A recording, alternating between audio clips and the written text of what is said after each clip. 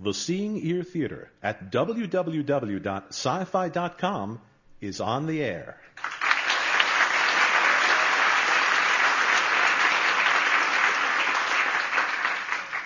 Live from the Museum of Television and Radio in New York City, the Sci-Fi Channel's Seeing Ear Theater presents an all-new sequel to Lucille Fletcher's classic radio play, Sorry Wrong Number. Jumping Niagara Falls is written by Brian Smith and George Zarr and features Claire Bloom, Tim Jerome, and Ann Bobby.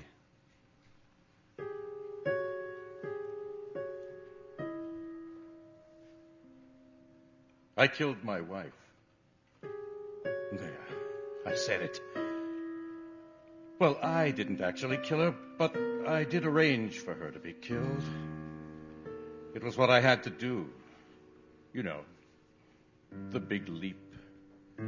Each of us has to take it at some point or another during our lives.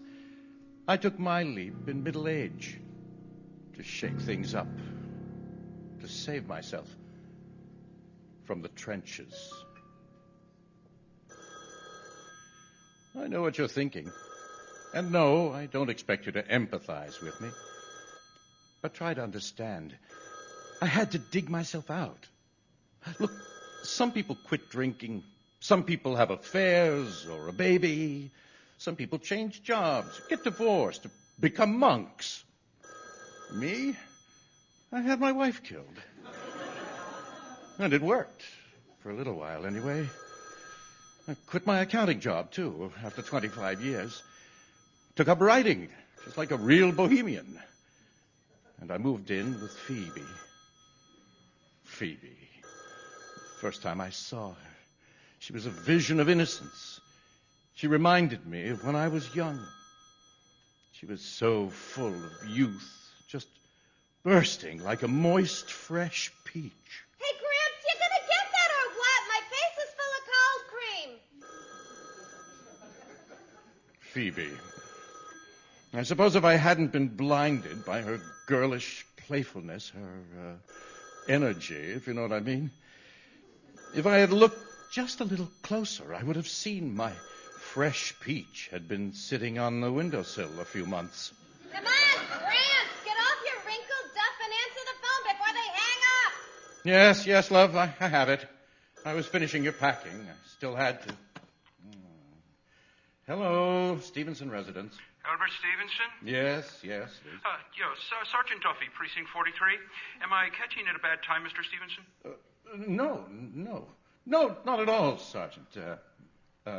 Is there any news? Do you have something, like a lead? No, Mr. Stevenson, no news. Last 6 months, we've been checking and double-checking every lead we could. So, my wife's murder, we still don't... No, nothing, Mr. Stevenson. Oh, I'm sorry, but we have to put aside the investigation at the present time. The case will remain open, however. Hey, Gramps, who is it? If it's my mother, tell her to keep her false teeth in. We'll see her on the way back from our vacation, okay? It's the police. Go wash that cream off your face. We need to be on the road as soon as I can get off the phone. Mr. Stevenson? No, one moment, Sergeant. Hey, we get there when we get there, Gramps. It's a vacation, right? Our first vacation together, all alone. Ooh, your shoulders are so tight. Are you tense, Gramps? Stop it, Phoebe. Mr. Stevenson. Oh, I'm going to loosen you up, baby. One little motor lodge after another, all the way up to Niagara Falls. How about I wear nothing but that mink coat you brought me? Phoebe, I'm on the phone. Stop it. Mr. Stevenson, are you still there? No. Yes. Yes. I was just speaking to my cat. Get off me. Oh, of course I understand, Sergeant. I know you did everything you could. Sometimes there just aren't any answers, I suppose. But thank you and goodbye. Phoebe, be a good girl for Daddy and get ready, please. Hey, who are you ordering around, Gramps? Please. Just testing you. Hello, Stevenson residence. Is anyone... Hello? Oh. Who was that, Gramps? No one. Must have been a wrong number. Hey, it better not be another dame. Just get ready. We have to leave. Oh, I'll get it. Hello. Oh, why? Excuse me? Who am I speaking to? Hey, that is my mother, isn't it? Why? Oh, my. Hey, I'll tell that old broad that she's got some... What gives? You look like you've seen a ghost. Oh, no. It's nothing. It's just some kids. A prank call, that's all. Are you ready? Come on. Let's get out of here now.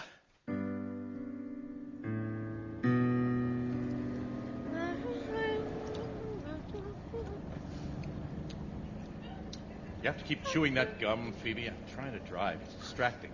Don't be such a wet blanket, Grampy. I'm excited, that's all. Oh, you and me. I mean, we're finally going to Niagara Falls. You know, it's the most romantic spot in the world. Well, it's true, statistically speaking. Uh-huh. More people get engaged and married at Niagara Falls than anywhere else in the whole world, period.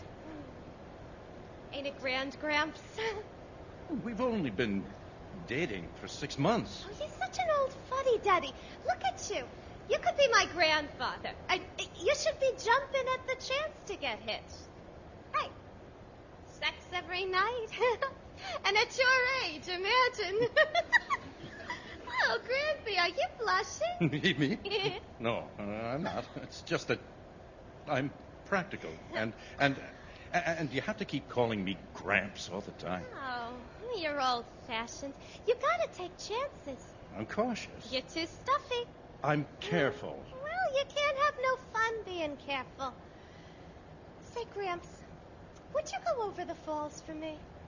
Excuse me? Well, you know, in a barrel or an inner tube or something. Would you go over the falls I for me? hardly think that would prove anything.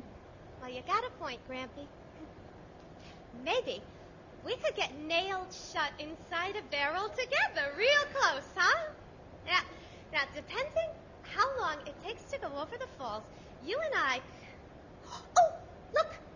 It's an ice cream place, exit 23. Come on, let's stop. Oh, I don't know. We're already so late. Oh, Grampy, please. Oh, I'd love a banana split right now with hot fudge dripping all over it and whipped cream smeared on top. We just got started driving. Let's get a little closer first. Please, pretty please. It's probably got a little window we can stay in the car and order. I'll let you lick my whipped cream. We're not stopping, Phoebe. Besides, you've already had ice cream today. That was this morning. Stop. Please. No. Stop. No. Yes. No, I'm putting my foot down. Welcome to Jack's Ice Cream Shack. May I take your order, sir? Yeah, Gramps was putting his foot down, and now he's got to clean it off. So I'll order first. You got strawberry? Yes, ma'am. Oh, a banana split with strawberry ice cream and hot fudge and whipped cream so Gramps can lick it off. Yes, ma'am. Now your turn, Grampy. Yes. Do you have coffee? Yes, Albert, we have coffee. Good. Hey, Gramps, you ordering or what? You were the one in the big rush. I know what you did, Albert, but I don't know why. So come on, give the man your order, Gramps. Don't just sit there. That's right, Albert. Why don't you speak up? Nice young girl. How old is she? 17? 18. She's 18. Now you want a number 18, mister? Sure thing. Here are some napkins. You can pay for your order and pick it up at the next window. Mister? Your napkins?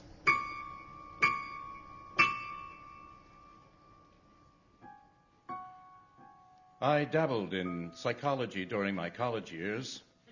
Advanced psych, abnormal psych.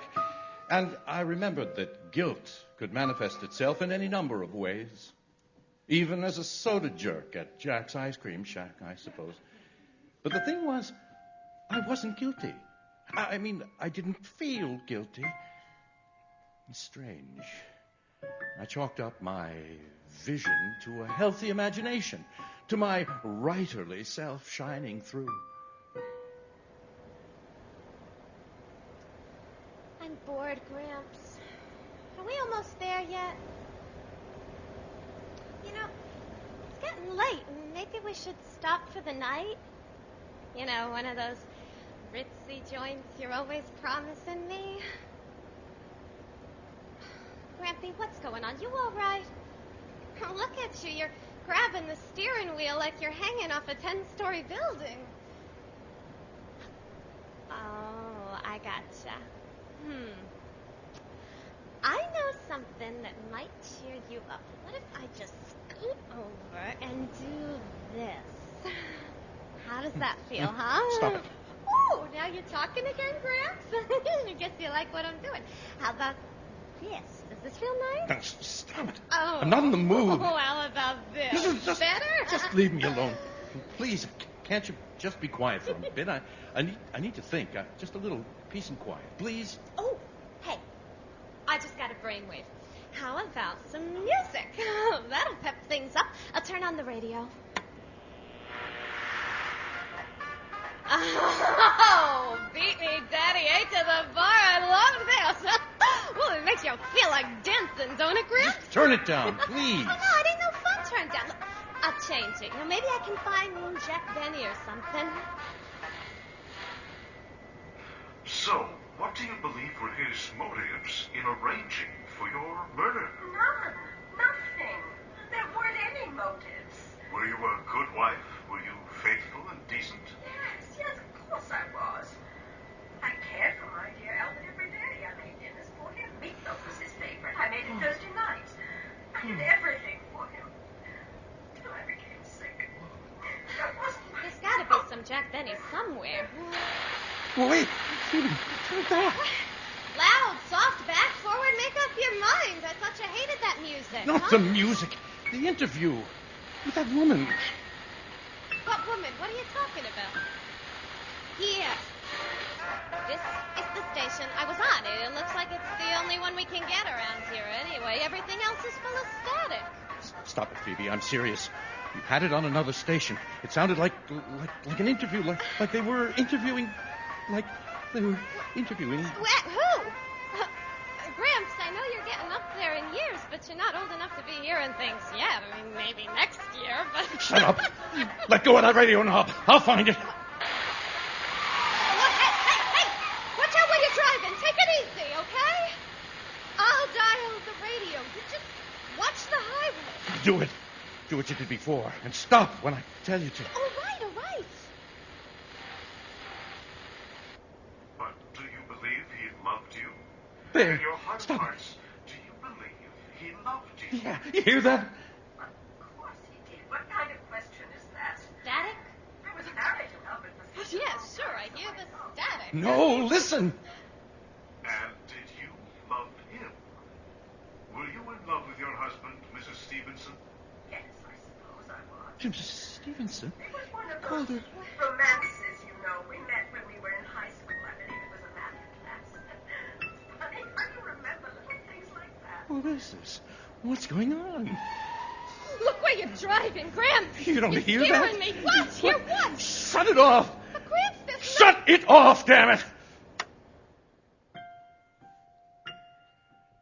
I stared ahead at the oncoming lights in the opposite lane and thought about how easy it would be to turn the car sharply to the left and make the ghosts stop.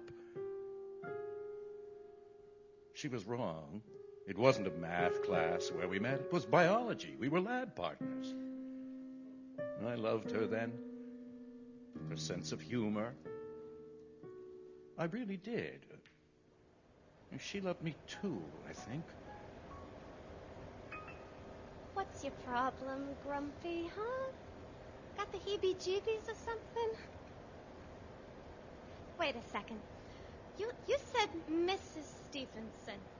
Who's that, your mother? My wife. Your wife's dead, Gramps. Yes, she is. I'm sorry. I guess you still kind of miss her, don't you?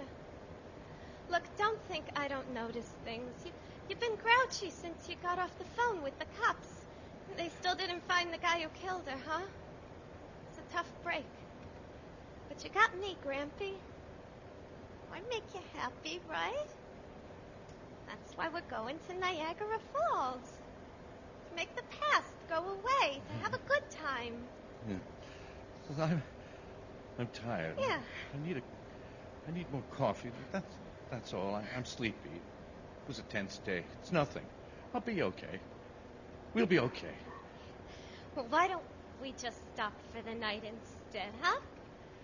I could rub that knot out of your shoulders and maybe a little lower if you're a good boy, huh?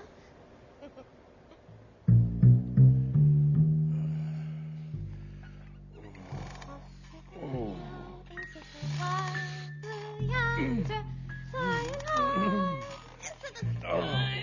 Yes. Yes, that's it. Oh, I Oh. feel it. How stiff dear. as a board. Oh, my poor sweet Gramps. He's so old and natty. Not too heavy sitting on your back, huh? My mink coat getting you itchy? No, it feels nice. The bed's comfortable, too. Oh, you think the springs will hold up? Things could get a little, bouncy. The springs will hold up better than I will. God, look at you. The vitality of youth. Where do you get your energy from, Phoebe? From you, Grampy, see? I get my energy from your shoulder blades here. And your forearms here. And the way they bulge in my hands and your smell. Oh, wait. Don't answer it. It might be... What? Who? Who knows we're here? We have to answer it. It could be the manager with all those pillows we ordered. No. Don't answer it. Who do you think it is, Gramps? Your dead wife? Let's go. We can't stay here. We have to get out of here now. But, Gramps, we're all comfy, cozy in bed. I'm not even dressed. Well, then put your clothes on. We're leaving. It's 2 a.m. Hey, this is nuts. I'm answering the phone. No. Hello, is this Grampy's dead wife? No.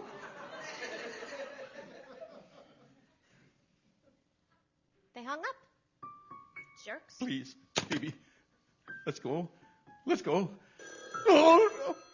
I'll tell you, if that's your wife, she's sure one hell of a nag for somebody who's dead. It's not funny, Phoebe. Come on, let's leave now.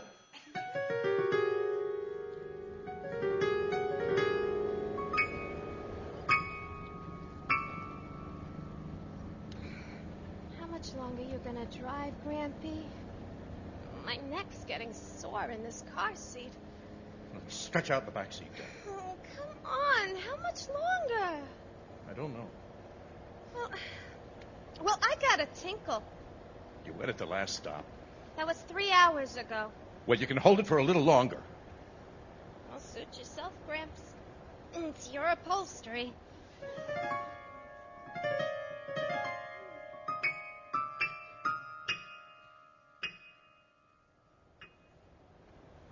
You running on empty yet? Not quite. We've got a couple of gallons left. You ever gonna stop for gas? Not yet. Well, if you're wrong, I'm not getting out and pushing. And I still have to tinkle. Okay. Just be quick. Sure. So you planning on stopping at the next exit, or do I have to jump out?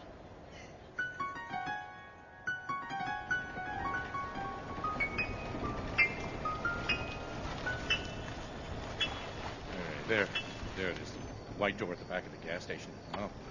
I'll fill up. I'll wait here by the gas pump. Sure. Just let me out of here. Come on.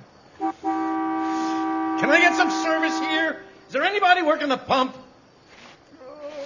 Keep your shirt on, Buster. Keep your shirt on. Everybody's in a rush. What'll it be? About time. Just fill her up. And do you want me to check your oil, too? Oh, you. Not again.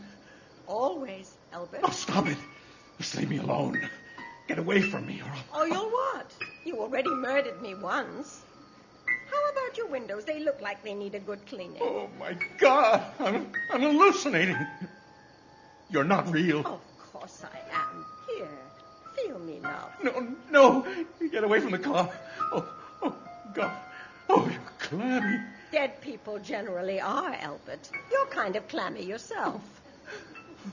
Oh, Phoebe's right. You're a nag. You were a nag in life. You're a nag now. What do you want from me? Answers, justice, revenge. I loved you, Elbert. I believed in you. I trusted you. I'm sorry. Is that what you want? You want me to say I'm sorry? Oh, that would help if you believed it. I want to be with you again. I want you to send that 17-year-old girl away. 18. She's 18. And you're dead. Do you hear me? Oh, God, listen to me.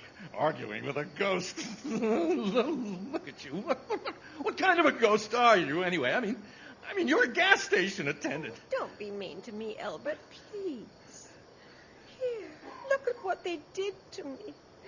It hurts so much.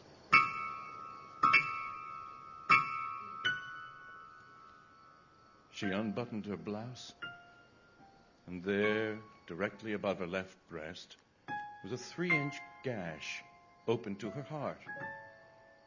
A trickle of blood seeped out, staining her white blouse red. But her heart didn't beat. It just lay there, staring back at me, motionless, dead. Phoebe! Will you be paying for your gas with exact change? Albert, dear, you didn't pay for the gas! Phoebe! Oh, finally. Get in the car. Oh, not on your life, Gramps. I'm hungry. I'm getting something to eat. You have to pay, Albert. You can't leave without paying. Get in the car now. I got a surprise for you. Oh, really? What? Get in the car and I'll tell you. Look, Phoebe, I'll ask you what you've been wanting me to ask you. Oh, and what's that? Something special.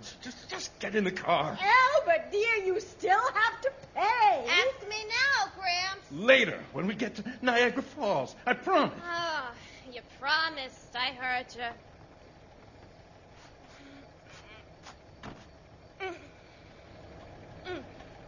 Hey, Grampy, did you pay for the gas? Why is the gas station guy...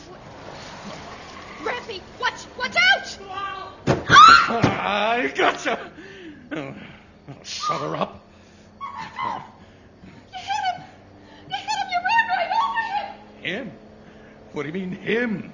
Her. It was her. No, you hit him on purpose, okay? I think he's dead. Oh, God! Let me out!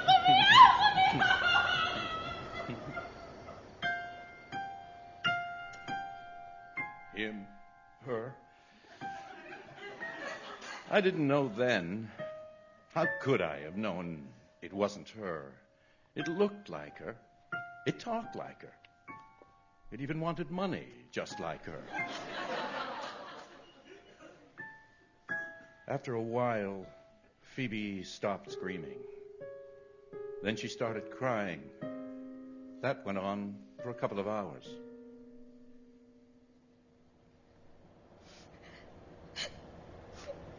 You all right? You hit him on purpose, didn't you, Gramps? Well, the truth is, I was revving up the engine for you, Phoebe. Oh, come on. No, really. You said I was old, that I didn't take chances. I figured I'd take you on a speedy little joyride, and I'd start out by zooming out of the gas station without paying. You know, sort of tough, like fellas your age. You're a cream puff, Grampy. I sort of like you that way. If it makes you feel any better, I saw that gas station attendant get up again. Really? You're not pulling my leg? Grampy, to make me forget what you did? Oh, in the rearview mirror. I saw him stand up and dust himself off. Honestly, and that's why I didn't go back. He seemed good as new, thank goodness. Yeah. But still, I never seen nobody get hit by a car before, and my first time it had to be you doing the hitting. You gonna call the police? Police? Who said anything about, I don't see the need, Phoebe, do you? And that fellow wasn't even hurt. Besides, it would get in the way of our plans. It would delay the two of us getting to Niagara Falls. Well, I wouldn't be able to ask you a certain question. Like you promised. That's right. So, let's just continue with our trip. There. You feel better? A little. Yeah. Thank goodness Phoebe was a sucker for a white picket fence, 2 cars, and a garage. I was glad. I needed her. The comfort of her to keep me sane. The night passed by slowly, and the sunrise was beautiful. And I thought about the falls, about the amount of water there, and what it might feel like to move with that much force behind me, to drift, to float, and then plummet over the falls, feeling the water rip through me, tearing me apart, cleansing me. I was safe for a time. No more ghosts or goblins. I rocked back and forth, leaning over the steering wheel, watching the miles of asphalt and the straight yellow lines slide beneath the car. And like a chant, I told myself over and over that she wasn't real, that she no longer existed, that she was make-believe. Not real. Not real. Not real. And it worked. At least during the daylight.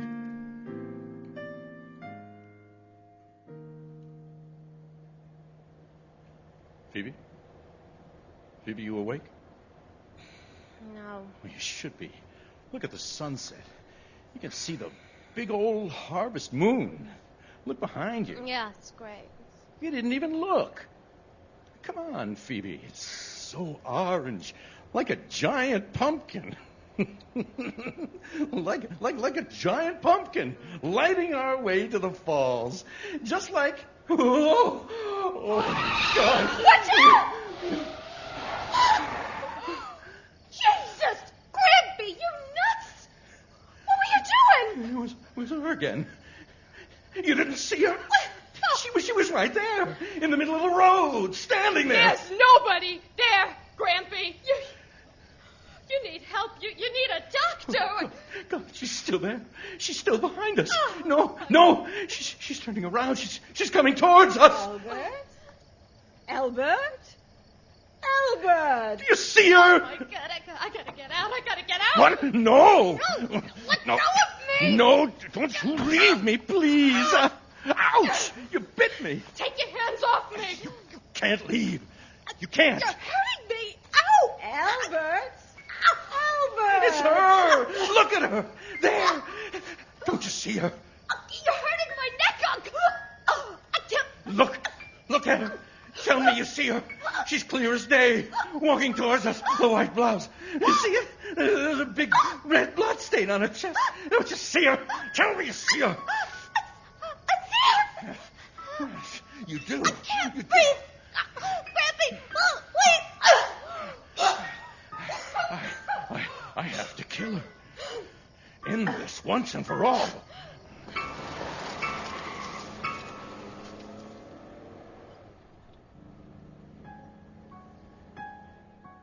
And I did. I ran her down, again and again.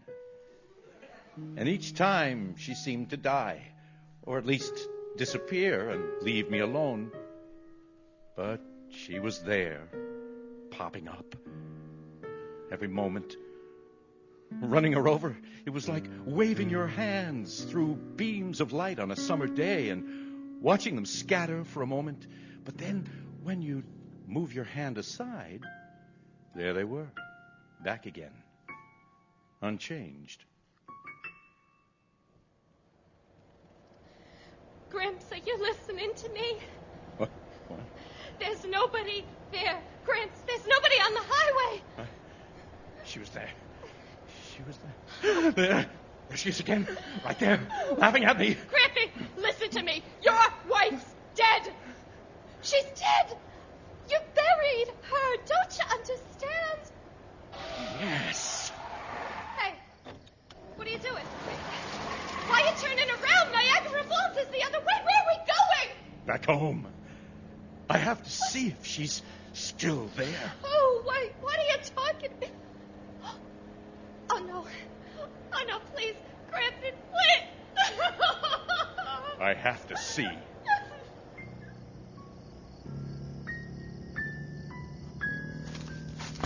No.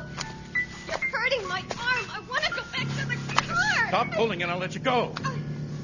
You can't run very far anyway. Oh, all right. You don't have to drag me. There. All right, now follow me.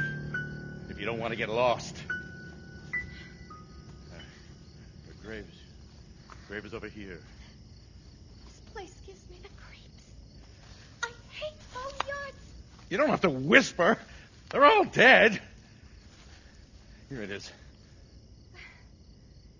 This is your wife, Grampy? Mrs. Leona Stevenson, beloved wife and friend. Well, there she is. The grass is growing in, right? That must mean she's still down there, right? Now we can go home, right? I got a shovel from the trunk, and I started to dig. Wait, are you kidding, Gramps? It was hard work. 6 feet of packed dirt. I was old, soft, out of shape. You can't. It's not right. It was almost morning. The pre-dawn dew hung on the blades of grass, suspended there, until I brought the sharp blade of the shovel down, each blow obliterating grass and earth and water. Stop it! It's not right what you're doing! As I dug, I began to think about the funeral service and the last time I'd been standing there, looking down into an empty hole as the pallbearers laid the casket in the ground. I remember that I cried when the Reverend spoke. I can no longer remember why.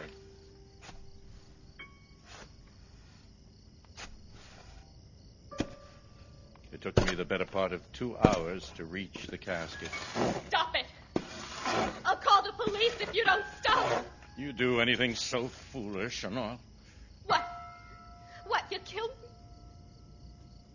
Oh, no. Oh, no. You did it. You killed your wife. That's correct, Phoebe. And I'm making sure she's still dead.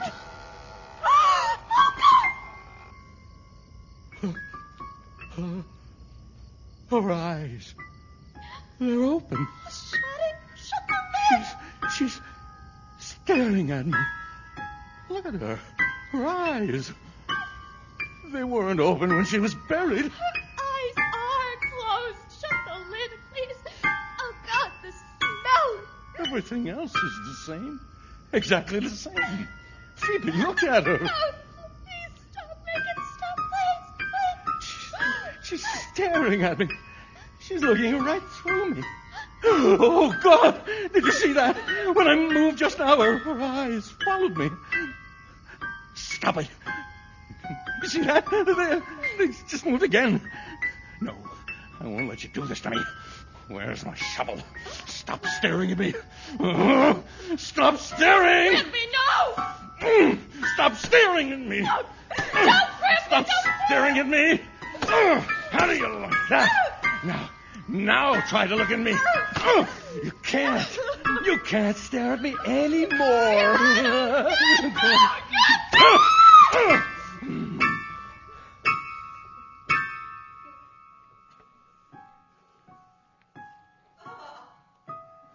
I detached her head from the rest of her body. And I propped it up on the passenger seat in the car. Phoebe? Well, I left her standing in the cemetery. It was all for the best, anyway. I imagined she'd eventually tell the police everything. But it didn't matter. Nothing else mattered except finishing the trip to Niagara Falls. One final resting place for my wife. But it wasn't to be. She didn't want to go. Elbert? Albert? Oh, no, you can't. Albert, where are you taking me? I can't see. Why can't I see? Oh, no. Albert? Are we going home? Albert, I want to go home. Oh, no!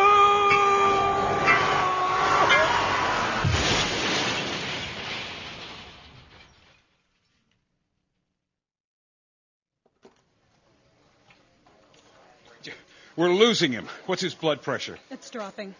0. I can't get a pulse. He's stopped breathing. That's me there on the operating table. These good doctors don't care what I did to my wife. They're trying to save me. Bag him. I'm injecting adrenaline into his heart. 1, 2, 3. Breathe. No response. 1, 2, 3. Breathe. But it won't work. I'm gone. To itsy-bitsy pieces. And my wife? Oh, she's here too. She's always here. Albert, love, come to dinner. Your food's getting cold. Yes, dear. Oh, one more thing, though, for those of you considering the big change in your life. You know, the big leap. The big leap. My advice, don't. Better to live in the trenches, blindfolded. Or if you insist, at least find an easier way to take that big leap than jumping something as steep as Niagara Falls.